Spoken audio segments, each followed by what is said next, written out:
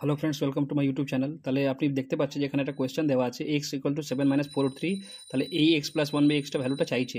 তাহলে আমাকে কি করতে হবে? তাহলে আমাকে জানতে হবে যে এক্স ইকুয়ালস টু দেওয়া আছে 7 - 4√3।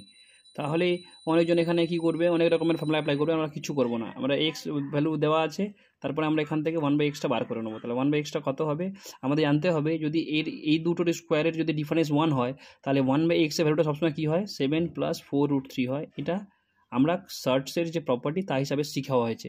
যদি এক্সের ভ্যালুটা হচ্ছে 7 - 4√3, তাহলে তোমাকে আগে দেখে নাও যে এই দুজনের যে স্কোয়ারের যে ডিফারেন্স সেটা 1 হচ্ছে কি না। যদি এদের দুজনের স্কোয়ারের ডিফারেন্স যদি 1 হয়, তাহলে 1/xটা কিছু হবে না, শুধু এর উল্টোটা হবে। যদি এখানে 7 থাকবে, এই মাইনাসটা প্লাস হয়ে যাবে। যদি প্লাস থাকতো মাইনাস হয়ে যেত। ঠিক বুঝতে পারলে? এবার তোমাকে বলা হয়েছে যে এই দুটোকে অ্যাড করতে হবে, করে দাও অ্যাড। তাহলে এক্স প্লাস 1/xটাকে যদি অ্যাড করি, তাহলে কত পাচ্ছি ভাই? দেখো, এটা -4√3 আছে, এটা +4 কেটে যাবে। তাহলে 7 + 7 কত পড়ে থাকবে? 14 পড়ে থাকবে। এটাই হচ্ছে উত্তর। D is the right answer এখানে।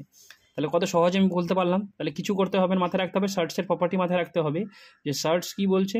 সার্চ বলছে এইটা, যে যদি x = 7 - 4√3 হয়, তাহলে এর উল্টোটা এটা হয়ে যাবে, এটা করতে পারি। কিন্তু এইটাকেই অ্যাকচুয়ালি কী লেখা যেতে পারে? লেখা যেতে পারে 7 + 4√3, যেখানে একটা রেশনালাইজের প্রপার্টি লাগানো হচ্ছে। মাথায় রাখবে এটা, ঠিক আছে? তো এই ধরনের মোর ভিডিওর জন্য আমার চ্যানেলটাকে সাবস্ক্রাইব করে ইউটিউব ফেসবুক পেজটাকেও লাইক করে নেবে, ঠিক আছে, এই ধরনের ভিডিও দেখার জন্য।